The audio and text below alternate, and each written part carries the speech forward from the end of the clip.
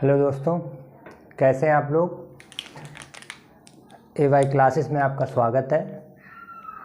आज इंग्लिश में एक टॉपिक लेके मैं आया हूँ, टेंसेस का। तो टेंसेस आपको मालूम है कि टेंसेस हमारे जो है कितने टाइप के होते हैं। 3 टाइप के होते हैं। 3 टाइप के जो टेंसेस होते हैं उनमें कौन कौन से होते हैं? प्रेजेंट टेंस, पास्ट टेंस और फ्यूचर टेंस। प्रेजेंट, पास्ट और फ्यूचर। और जब फिर क्या होता है कि प्रेजेंट, पास्ट और फ्यूचर को भी 4 पार्ट्स में डिवाइड कर दिया जाता है, जिसमें present indefinite tense, present continuous tense, present perfect tense, present perfect continuous tense.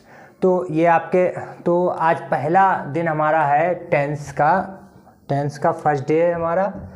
तो जिसमें हम जो हमारे टोटल 3 टेंस होते हैं और उन तीनों टेंसेस के मिलाकर 12 टेंस जो बनते हैं, उनमें हमारा पहला टेंस है वो है हमारा प्रेजेंट इंडेफिनिट टेंस।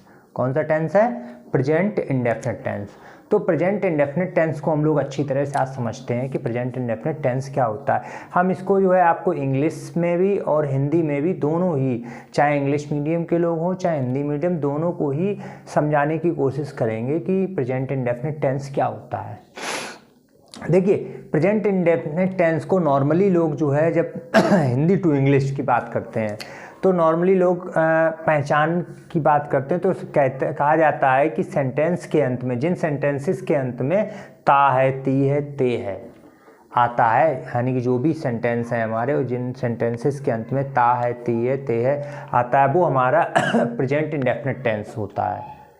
ठीक है, जैसे वह खाना खाता है, वह स्कूल जाता है, तुम स्कूल जाते हो, तुम पढ़ते हो, वह पढ़ता है, वे पढ़ते हैं, तो हम पढ़ते हैं। तो ता है, ती है अंत में जिसके आ रहा है वो सारे सेंटेंसेस आपके प्रेजेंट इंडेफिनिट टेंस होते हैं।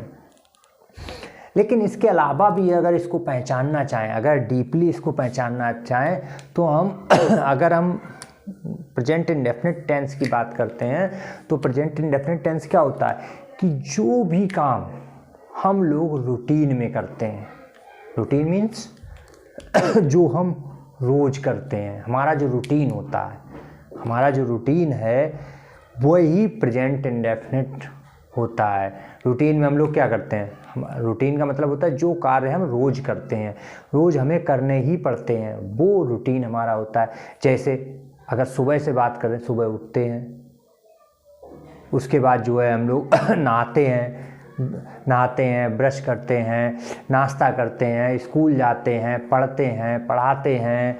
देखिए, उसके बाद जो है खाना खाते हैं, ऑफिस जाते हैं, उसके बाद शाम को सोते हैं। तो देखिए, ये कार्य ऐसे हैं कि जो रेगुलर किए जाते हैं, रोज़ किए जाते हैं। तो जब रोज़ जो कार्य हम करते हैं वो रूटीन होता है हमारा, और जो रूटीन होता है वही आपका प्रेजेंट इंडेफिनिट टेंस होता है। प्रेजेंट इंडेफिनिट टेंस क्या होता है? जो हमारा रूटीन है, जो कार्य, ऐसे कार्य जो हम रोज़ करते हैं। तो देखिए, इनमें सब में खाता हूँ, उठता हूँ, जागता हूँ, चलता हूँ, स्कूल जाता हूँ, पढ़ता हूँ, सोता हूँ, जागता हूँ, इनमें सभी में ता आ रहा अंत में। तो इसीलिए आपका ये प्रेजेंट इंडेफिनिट टेंस है। तो प्रेजेंट इंडेफिनिट टेंस मेरे ख्याल से इसकी पहचान को समझ गए होंगे आप लोग कि प्रेजेंट इंडेफिनिट टेंस क्या है। उसके बाद हम आते हैं प्रेजेंट इंडेफिनिट टेंस जो होता है, इसको आगे हम लोग जैसे कि टेंस में जब आएंगे तो प्रेजेंट इंडेफिनिट टेंस जो होता है कि इसको जब हम हिंदी से इंग्लिश बनाते हैं, जैसे हम कोई भी सेंटेंस यहाँ पर लिखें, जैसे वह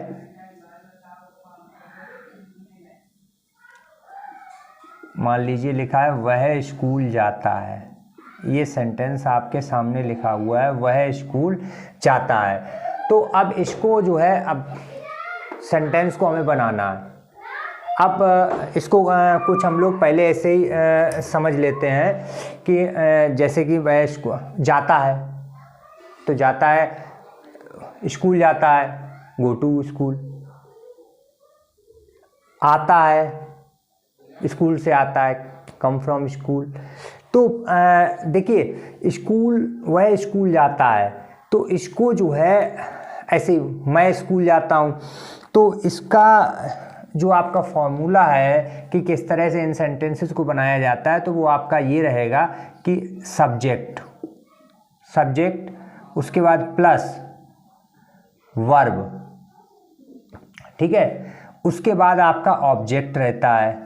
लेकिन इसमें हमें थोड़ा इसको ध्यान देना है कि देखिए सब्जेक्ट, उसके बाद वर्ब, और वर्ब की फर्स्ट फॉर्म आती है और ऑब्जेक्ट। लेकिन हमें इसमें ये ध्यान रखना है कि सेंटेंसेस दो टाइप के हो सकते हैं, एक तो प्लूरल हो सकते हैं और दूसरे सिंगुलर हो सकते हैं। तो सिंगुलर और प्लूरल दोनों को अलग अलग करके हम आपको बताते हैं। अगर आपका ध्यान दीजिएगा कि अगर ही, शी, इट या सिंगुलर नाउन दे रखी है, यानी कि सिंगुलर नाउन से सिंगुलर सब्जेक्ट दे रखा है, यानी कि ही, शी, इट या सिंगुलर नाउन या सब्जेक्ट दे रखा है, तो हम क्या करेंगे, वर्ब, यानी कि वर्ब की जो फर्स्ट फॉर्म होगी उसमें प्लस एस या ईएस जोड़ देंगे और उसके बाद प्लस ऑब्जेक्ट हो जाएगा। तो ये कंडीशन हमारी आ जाएगी, यानी कि जो ही, शी, इट होगा और सिंगुलर नाउन होगी उसमें वर्ब की फर्स्ट फॉर्म में प्लस एस या ईएस जोड़ देंगे, ठीक है। और जो प्लूरल होगा, जैसे अगर कहीं पर आई, वी, यू, दे, ठीक है, या प्लूरल नाउन दे रखा है, तो इसमें वर्ब की फर्स्ट फॉर्म और प्लस ऑब्जेक्ट, इसमें ऐसे या यस नहीं जोड़ेंगे। ये दोनों चीज़ें अलग अलग हमें ध्यान रखनी है कि अगर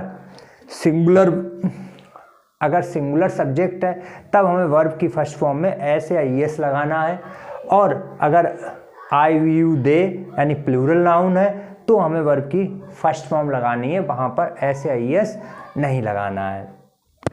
अब देखो सेंटेंस को बताने से पहले हम आपको ये भी क्लियर कर दें कि एस और ईएस कहाँ पे लगेगा, एस कहाँ पे लगेगा। बात आ रही है कि एस या ईएस लगाना है हमें वर्ब में, तो एस या ईएस कहाँ पे है। देखो एस तो हर जगह पर लगेगा, लेकिन ईएस कहाँ पे लगेगा वो आप जान लीजिए। अगर कोई भी अगर वर्ब दे रखी है और वर्ब के लास्ट में ओ है, वर्ब के अंत में क्या है, ओ है, उसके बाद एक्स है, ठीक है, डबल एस है, एस है, उसके बाद जेड है, ठीक है, सी एच है, एस एच है, अगर ये दे रखे हैं तो यस लगाएंगे। जैसे हम लिखें गो का क्या हो जाएगा, गोश, ठीक है। उसके बाद जो है हमने लिख दिया,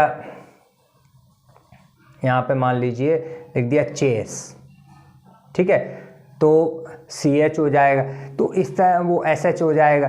तो यहाँ पर जो भी, अगर यहाँ पर आपके ये शब्द हैं, अगर किसी भी वर्ब के अंत में ये शब्द आ रहे हैं तो वहाँ पर आपको ईएस लगानी है। क्या लगानी है, ईएस लगानी है। तो पहला हमारा सेंटेंस क्या है, वह स्कूल जाता है, तो इसको हम बनाएंगे, क्या बनाएंगे, वह, ही, और उसके बाद जाता के लिए क्या लगाएं, गो। जाना क्या होती है, गो होती है। लेकिन यहाँ पर हमें ये देखना है कि यानी कि वह हमारा सब्जेक्ट जो है वो सिंगुलर है, यानी कि ये वाली कंडीशन है। तो इसमें वर्ब में एस या ईएस, तो जाने की गो होती है और गो में लास्ट में ओ होता है, तो इसलिए यहाँ पर क्या हो जाएगा, goes. He goes to school, he goes to school. अब ऐसे एक सेंटेंस और लिखें यहाँ पर, पार्थ शोर मचाता है।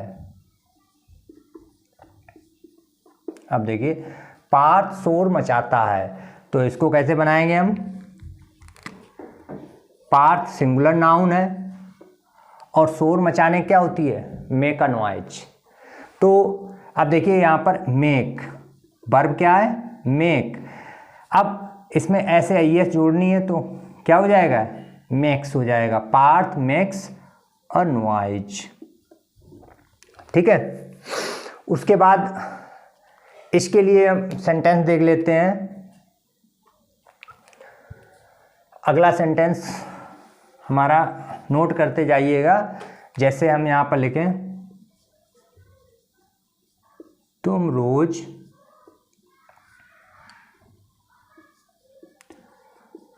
नाश्ता करते हो। देखिए, तुम रोज नाश्ता करते हो, तो देखिए तुम के लिए क्या हो जाएगा, यू, और नाश्ता करने क्या होती है, टेक ब्रेकफास्ट। ब्रेकफास्ट नाश्ता कहते हैं और करने क्या है, टेक का यूज करेंगे। अब यू टेक, यू टेक।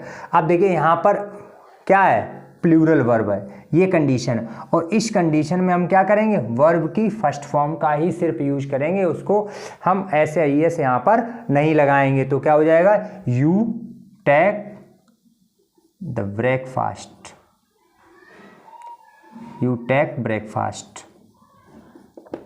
ठीक है, आगे बढ़िए। एक चीज़ है, यहाँ पर द नहीं लगेगा, ये हम आपको ये रूल होता है, ब्रेकफास्ट से पहले हम द का यूज नहीं करेंगे, ये आपको बताएंगे जब आर्टिकल पढ़ाएंगे, उसमें क्लियर करेंगे आपको। You take breakfast. उसके बाद आगे देखिए, मान लीजिए लिखा हुआ है कहीं पर, बच्चे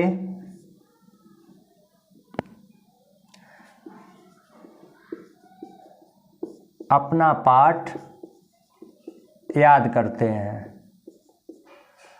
अब देखिए, बच्चे अपना पाठ याद करते हैं, तो बच्चों की क्या होती है, चिल्ड्रेन, तो क्या हो जाएगा, द चिल्ड्रेन अपना पाठ याद करते हैं। तो याद करने क्या होती है, लर्न। अब देखो यहाँ पर प्लूरल है, बच्चे हैं, चिल्ड्रेन है, तो इसलिए यहाँ पर ऐसे आईएस नहीं लगेगा वर्ब में, तो द चिल्ड्रेन लर्न, और अपने की क्या हो जाएगी, देयर लेसन्स। हाँ, एक चीज़ और बता दें कि जितने भी आपके यूनिवर्सल ट्रुथ होते हैं वो भी प्रेजेंट इंडेफिनिट में ज़्यादातर होते हैं। जैसे हम कहें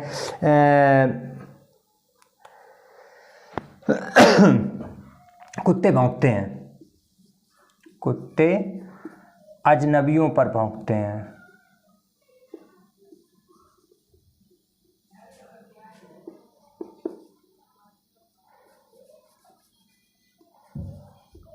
कुत्ते अजनबियों पर भौंकते हैं। तो देखिए, ये सेंटेंस आपका कुत्ते अजनबियों पर भौंकते हैं। तो डॉग्स, डॉग्स, और उसके बाद भौंकने क्या होगी, बार्क एट द स्ट्रेंजर्स। तो देखिए यहाँ पर भी प्लूरल है, इस वजह से ऐसे आईएस नहीं लगा। अब यूनिवर्सल ट्रुथ एक और होता है, जैसे कि सूर्य पूर्व से निकलता है, सूर्य पूर्व से निकलता है, the sun rises in the east. अब देखिए राइजेज, अब वहाँ पर ऐसे आईएस लगा क्योंकि सूर्य वहाँ पर सिंगुलर नाउन है, इस वजह से ऐसे आईएस नहीं लगा वो सॉरी ऐसे आईएस लगा वहाँ पर। सूर्य पूर्व से निकलता है, the sun rises in the east. उसके बाद सूर्य पश्चिम से में छिपता है, the sun sets in the west. और उसके बाद कह सकते हैं कि पृथ्वी अपने अक्ष पर घूमती है, the earth rotates on its axis. तो यहाँ पर देखिए वर्ब में ऐसे आईएस लग रहा है। उसके बाद ये तो हो गए आपके अफर्मेटिव थे, कौन से थे, अफर्मेटिव, यानी कि सेंटेंसेस को भी आपका 3 भागों में बांटा गया है, अफर्मेटिव, उसके बाद नेगेटिव और इंटेरोगेटिव। तो यहाँ पर आपका अफर्मेटिव हो गया। अफर्मेटिव के बाद अब आता है नेगेटिव सेंटेंसेस। कौन से आएंगे, नेगेटिव सेंटेंसेस। अब नेगेटिव सेंटेंसेस को जिस तरह से हमने वहाँ पर आपके अफर्मेटिव सेंटेंसेस को 2 भागों में बांट दिया, एक सिंगुलर सब्जेक्ट वाले और दूसरे प्लूरल सब्जेक्ट वाले। यहाँ पर भी वही करते हैं, एक सिंगुलर सब्जेक्ट वाले को अलग कर देते हैं और प्लूरल सब्जेक्ट वालों को अलग कर देते हैं। जैसे सिंगुलर सब्जेक्ट में क्या है, अगर कहीं पर ही, सी, इट या कह सकते हैं सिंगुलर नाउन अगर दे रखा है तो हम क्या करेंगे, सिंगुलर नाउन अगर दे रखा है तो हम क्या करेंगे, डज नॉट किसका यूज करेंगे, और प्लस वर्ब की फर्स्ट फॉर्म और प्लस ऑब्जेक्ट। अब देखिए क्या है कि वैसे तो डू का यूज किया जाता है, डू नॉट या डज नॉट, डू नॉट है, लेकिन क्या हुआ यहाँ पर देखिए वो ऐसे ईएस जो था वो अब कहाँ पे लग गया, डू में लग गया, वर्ब से हट गया, अब कहाँ लग गया, डू में लग गया। तो क्या हो जाएगा, ही शी इट या सिंगुलर नाउन है तो उसके साथ हम किसका यूज करेंगे, डज नॉट और वर्ब की फर्स्ट फॉर्म लगाएंगे और उसके बाद ऑब्जेक्ट। जैसे हम यहाँ पर सेंटेंस भी आपको देते हैं, जैसे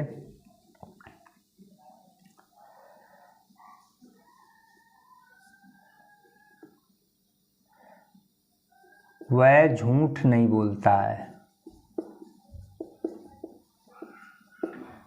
वह झूठ नहीं बोलता है, तो ही डज नॉट। अब देखिए ही डज नॉट और झूठ बोलने क्या होती है, tell a lie, he does not tell a lie, he does not tell a lie. अब इसी को एक और यहीं पर आपको बता दें कि वह कभी झूठ नहीं बोलता है। अब देखिए यहाँ पर कभी आ गया, वह कभी झूठ नहीं बोलता। अगर कभी नहीं आ गया है तो कभी नहीं के लिए हम नेवर का यूज करेंगे। किसका यूज करेंगे, नेवर का। जब नेवर का यूज किया जाएगा वहाँ पर डू नॉट या डज नॉट का यूज बिल्कुल नहीं किया जाएगा, ना तो डू का यूज होगा और ना ही डज का यूज होगा। तो क्या हो जाएगा, ही और फिर उसके बाद नेगेटिव यानी कि नेवर, क्या जाएगा, नेवर।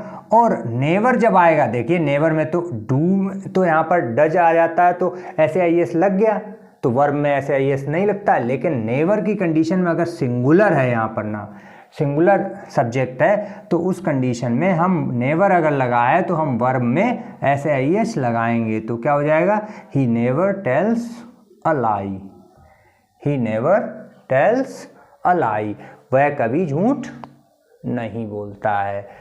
चलिए आगे बढ़ते हैं, दूसरी कंडीशन इसकी।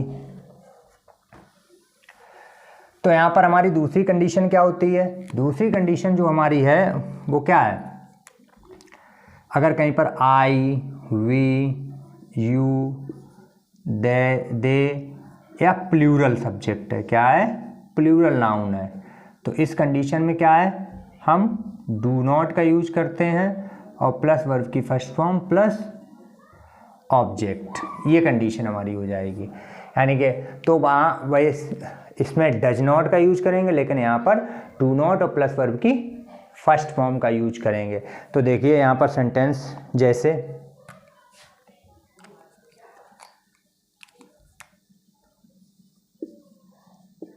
वे रोज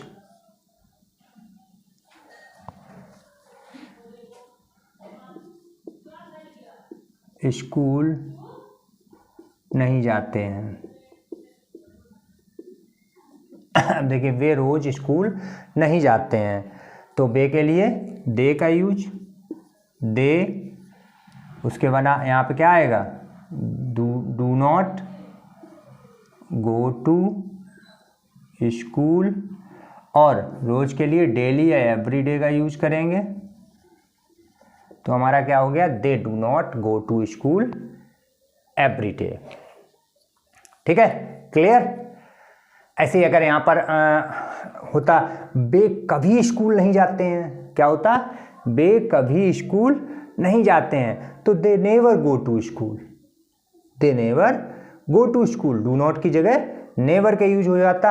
यहाँ पर जो हमारा सब्जेक्ट है वो प्लूरल है, इस वजह से गो में ऐसे आईएस नहीं लगेगा, तो क्या हो जाता, they never go to school.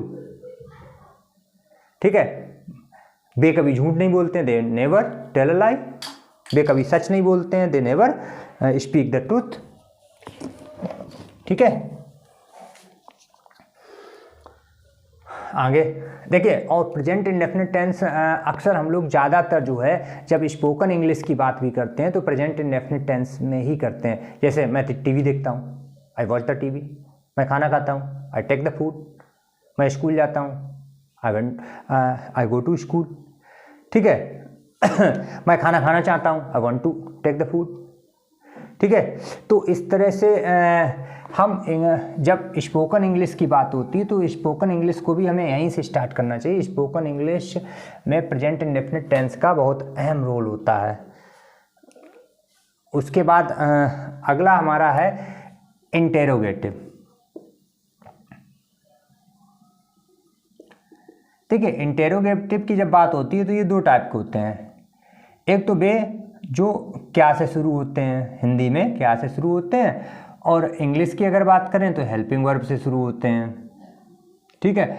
और जब दूसरे जो होते हैं वो क्वेश्चन वर्ड से शुरू होते हैं, हिंदी में भी और इंग्लिश में। वो सॉरी, क्वेश्चन वर्ड हिंदी में जब होगा तो क्वेश्चन वर्ड बीच में होगा। कहाँ होगा? बीच में। और इंग्लिश में जो होगा वो शुरू में होगा। ठीक है। ये चीज़ हमें ध्यान देनी है कि तो सबसे पहले हम लोग बात करेंगे क्या से शुरू होने वाले। जैसे यहाँ पर हम एक सेंटेंस लिखते हैं पहले, क्या तुम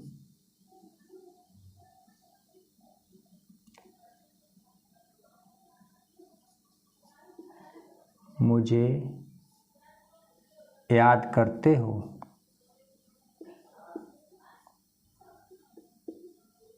ठीक है। क्या तुम मुझे याद करते हो? अब देखो यहाँ पर क्या है, जब इसके लिए क्या रूल हमारा रहेगा, सबसे पहले क्या करेंगे, डू, क्या के लिए हम डू या डज, जो हमारी हेल्पिंग वर्ब होगी वो पहले आ जाएगी, डू या डज। उसके बाद हमारा आ जाएगा सब्जेक्ट। ठीक है। उसके बाद हमारी आ जाएगी वर्ब। और अगर निगेटिव है तो यहाँ पर नॉट आ जाएगा। अगर सेंटेंस निगेटिव है तो नॉट कहाँ जाएगा? सब्जेक्ट और वर्ब के बीच में नॉट आ जाएगा। और उसके बाद यहाँ पर हमारा ऑब्जेक्ट आ जाएगा और क्वेश्चन मार्क आ जाएगा। तो ये कंडीशन हमें ध्यान रखनी है। सबसे पहले डू या डज, वो डू या डज किसके अनुसार होगा? सब्जेक्ट। अगर सिंगुलर सब्जेक्ट है तो डज, प्लूरल है तो डू। और उसके बाद अगर सेंटेंस नेगेटिव है तो नॉट आएगा, वरना तुरंत सब्जेक्ट के बाद वर्ब का यूज करेंगे। और वर्ब कौन सी होगी? वर्ब की फर्स्ट फॉर्म यहाँ पर लिख लीजिए, वर्ब की फर्स्ट फॉर्म आएगी और उसके बाद ऑब्जेक्ट आएगा। जैसे इसी को हम बनाते हैं इस सेंटेंस को, क्या तुम मुझे याद करते हो? तो यहाँ पर देखिए तुम है तो यू आ गया, तो यू के लिए यहाँ पर क्या आएगा? यू प्लूरल है तो डू, डू का यूज किया जाएगा, डू यू। और याद करने की क्या होती है? रिमेंबर या recall. Do remember me, do you remember मी। उसके बाद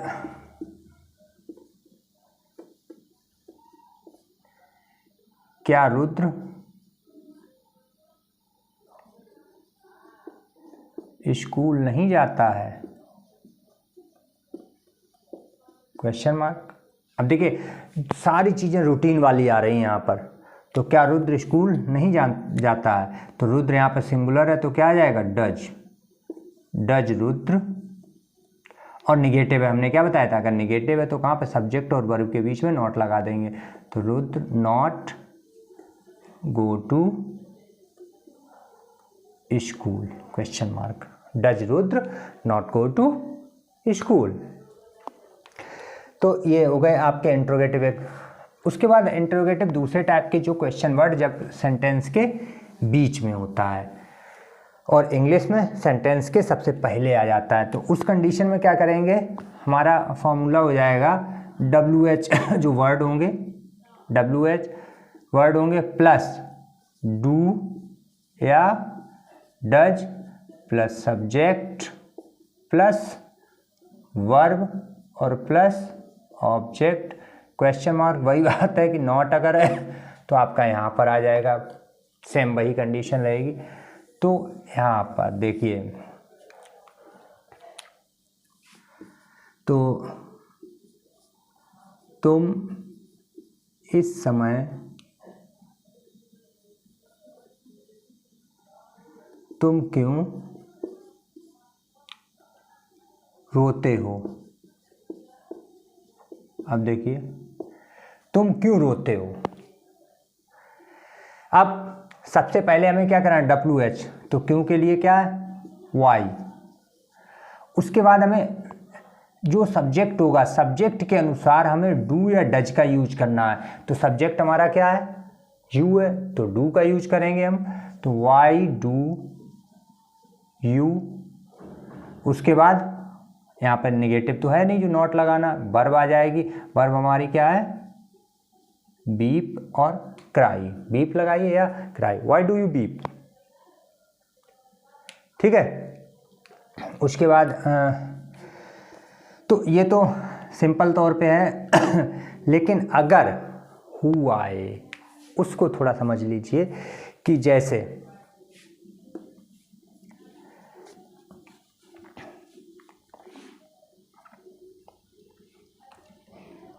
हम सेंटेंस लिखें, तुम्हें अंग्रेजी कौन पढ़ाता है,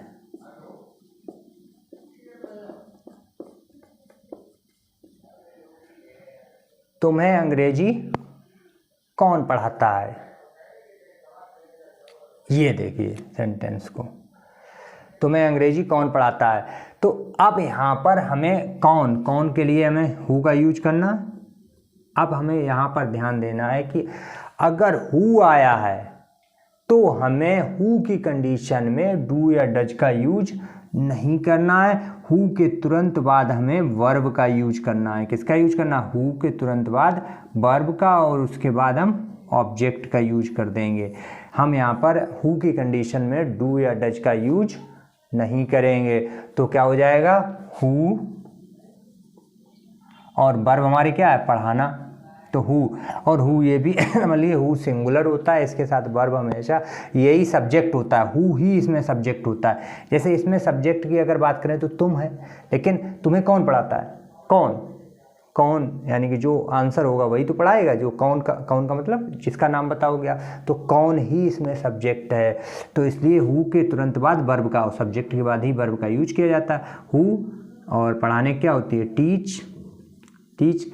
अब देखिए टीच, हु सिंगुलर होगा, हु हमेशा सिंगुलर रहेगा इसके साथ। अब ऐसे आई एस, जब डू या डज नहीं लगाए तो ऐसे आई एस, तो टीच में देखो CH है लास्ट में, तो ES जोड़ा जाएगा। तो हु टीचेज, और तुम्हें यू, ये ऑब्जेक्ट है इसमें, इंग्लिश। क्या हो गया आपका, हु टीचेज यू इंग्लिश, ठीक है।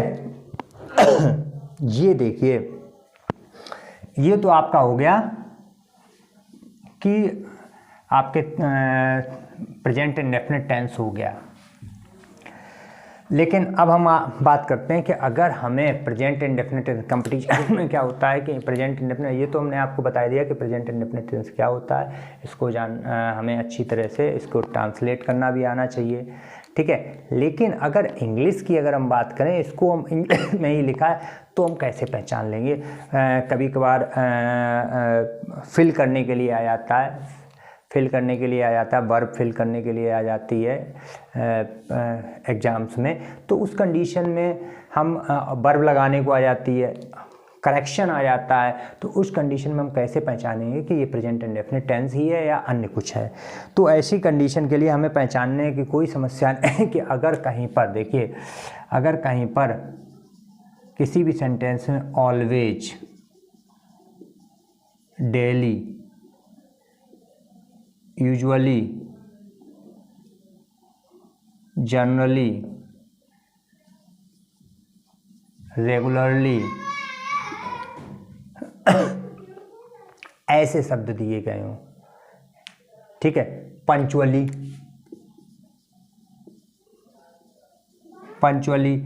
इस टाइप के शब्द अगर दे रखे हैं तो वो सेंटेंस हमेशा, वो टेंस हमारा आपका कौन सा होगा, प्रेजेंट इंडेफिनिट टेंस होगा। कुछ अपवाद को छोड़कर, जो अपवाद हैं वो आपको जो है आगे जो है करेक्शन आपको इनका बताएंगे, तो उसमें क्लियर करवाएंगे कि हाँ।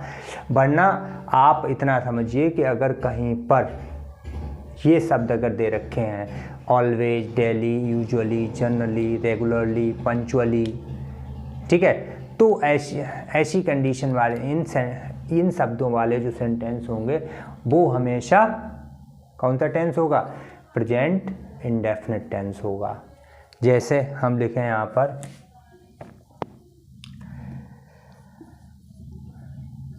ही गोज टू स्कूल रेगुलरली, वह रोज स्कूल जाता है। अब देखिए रेगुलरली, रोज स्कूल जाता है यानी कि लगातार स्कूल जाता है।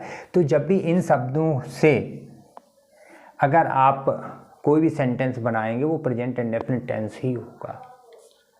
तो आज आपका ये प्रेजेंट इंडेफिनिट टेंस क्लियर हुआ है। अगर वीडियो अच्छा लगे तो लाइक शेयर ज़रूर करें, और अगर आप मेरे चैनल पर अभी तक नए हैं तो सब्सक्राइब ज़रूर करें। धन्यवाद।